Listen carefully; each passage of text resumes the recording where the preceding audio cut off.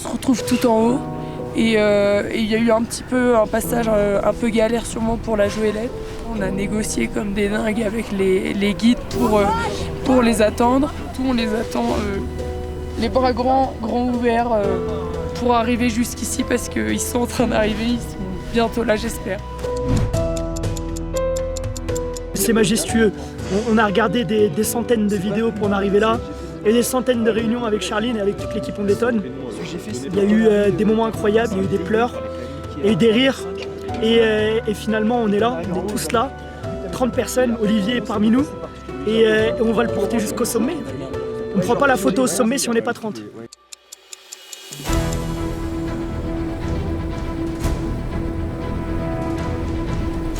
Today we are in Kibo, the base camp. Tonight we live here to go to the summit. It's hard, really, no joke. Everything starts in the mind. So always we tell our clients to be very positive. So I am sure that this group is going to make all the way to the roof of Africa because they can do it and they want to do it. Le Kilimanjaro, c'est ça qu'on appelle les premières montagnes isolées au monde en fait. C'est pas de chaîne, c'est pas comme Himalaya. Il est toute seule, le Kilimanjaro. En fait, avant l'ascension, je me suis posé 30 000 questions. Franck, est-ce que tu es sûr à ce que tu vas faire? Est-ce que tu es sûr à ce que tu t'engages en fait dedans? Tu es sûr parce que là, tu as la vie de quelqu'un à la main en fait. À partir de maintenant, c'est le guide qui va décider. Quand on dit toi terrestre, oui terrestre. Donc le premier sommet s'appelle Gilman's Point. Ça c'est 5656. Deuxième sommet c'est Stella Point, 5750. Et troisième sommet, le vrai sommet, c'est Uhuru Peak. Et le premier groupe va partir à 1h du matin. Et le deuxième groupe va partir à 2h du matin. Les deux groupes n'arriveront jamais ensemble. Bien sûr, on va arriver ensemble. Ah ouais? Ouais. Je savais très bien qu'Olivier n'aura pas la même façon de marche, ou le même rythme comme tout le monde. C'est pour ça que j'ai séparé les deux groupes. Oh ma néné, oh ma.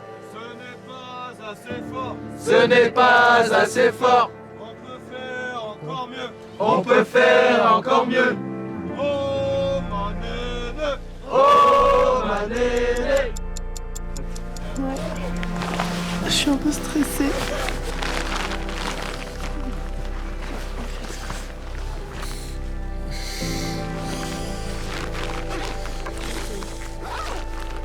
Ouais.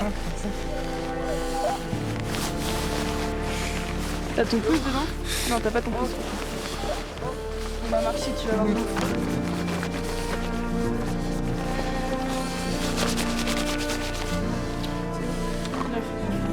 C'est tout bon? Il y a eu beaucoup de vomissements pour les uns et les autres, et Olivier est au top. Il est prêt à en découdre. One dream! One dream! One dream! One dream! Non-stop! To the top! Non-stop! To the top! One dream! One dream! One dream! One dream! Non-stop! To the top! Non-stop! To the top!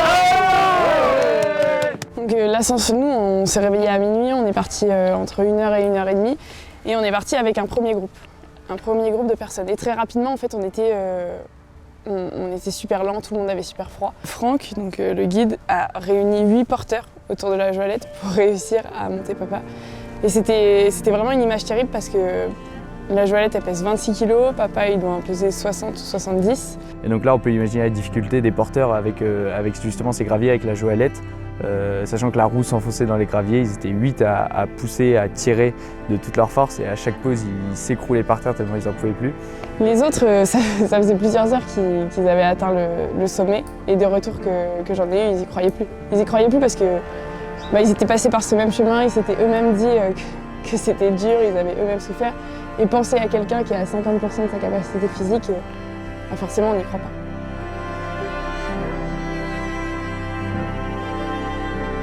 Il y avait Théo à gauche, papa au milieu, moi à droite, et on avançait de manière un peu religieuse. Et ils se sont mis à chanter. Et là, comment on peut ne pas craquer dans ce contexte-là? Tout le monde s'est mis à chanter, à l'applaudir, un énorme groupe.